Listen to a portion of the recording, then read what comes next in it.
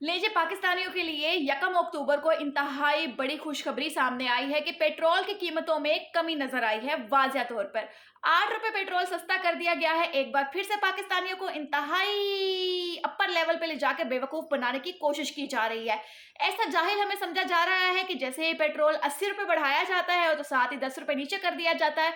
तो अभी जो 8 रुपए सस्ता किया है पेट्रोल, ये आप लोग अपनी वालदा को जाकर दे दे तोहफे में, ठीक है। अभी हुक्मरानों से मैं सीधी-सीधी बात करूँगी कि आपने पेट्रोल की कीमतों में 8 रुपए की कमी की है, तो वहीं पर आपने गरीब आदमी के लिए जो रिक्शा चलाता है, जो चिंची चलाता है, जो अपनी गाड़ी को अपग्रेड नहीं कर सका, एलपीजी पे अपनी गाड़ी चलाता था, उसके ऊपर क्या तूफ़ान तोड़ा है। 21 रुपए महँगी गैस कर दी गई है, एलपीजी 21 रुपए महँगी कर दी गई है।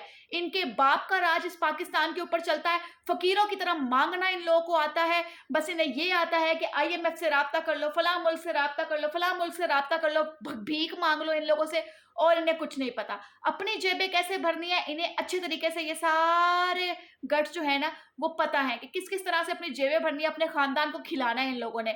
कौन-सा हुक्मरान है जो जाकर ये छोटे-छोटे घरों में रहा है? कौन-सा हुक्मरान है जिसने आते ही ये कहा है कि नहीं भई मुझे जो है बाकी अवाम के साथ रहना है? कौन-सा ऐसा हुक्मरान है जिसने आते ही महँगाई पर कंट्रोल किया है? हर कोई रोना शुरू कर देता है। किसी ने इस्तेमाल किया जी कि मेरे आने से पहले की हुकूमतें जो थी वो खाना खा गई। किसी ने क्लेम करवाया जी कि कोविड आ गया था तो हम लोग इसलिए बर्बाद हो गए, मुल्क सँभाल ना सके।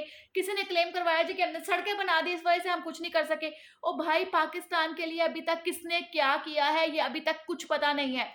पाकिस्तानी अवाम को इस्तेमाल कर के बेवकूफ़ बना कर बस इस चीज़ को दिखाया जा रहा है कि पाकिस्तान को घसीट रहे हैं। ये कौन-सा मुल्क है, ये कैसा मुल्क है कि यहाँ का बच्चा-बच्चा, यहाँ की माँ, यहाँ की बहन, यहाँ की बेटी सिर्फ़ यही ख्वाब देख रही है कि हम पाकिस्तान छोड़ के खुदारा बाहर चले जाएँ, क्योंकि इस मुल्क के अंदर कुछ नहीं हो सकता।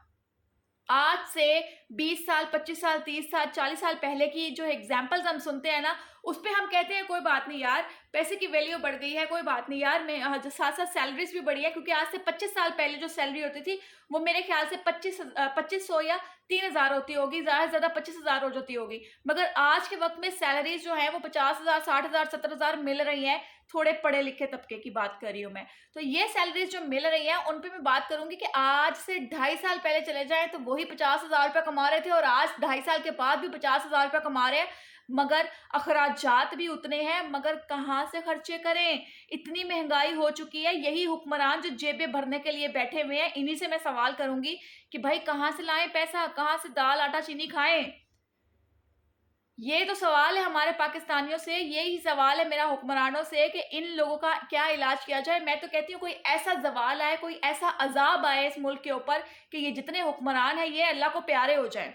इसके अलावा हमारे ऊपर कोई ऑप्शन नहीं है, क्योंकि जैसी अवाम वैसे हुक्मरान। हम जिस तरह की हरकतें करते हैं, हमारे पास कोई इक़्तिदार आ जाए, हम दूसरों को लूटने पे जा रहे होते हैं, तो हमारे मुल्क का हो क्या रहा है? हर हर मुल्क जो है आगे निकल गया है। आप चाइना में जाकर देखें कितना कुछ बदल चुका है, मगर हम कहाँ खड़े हैं?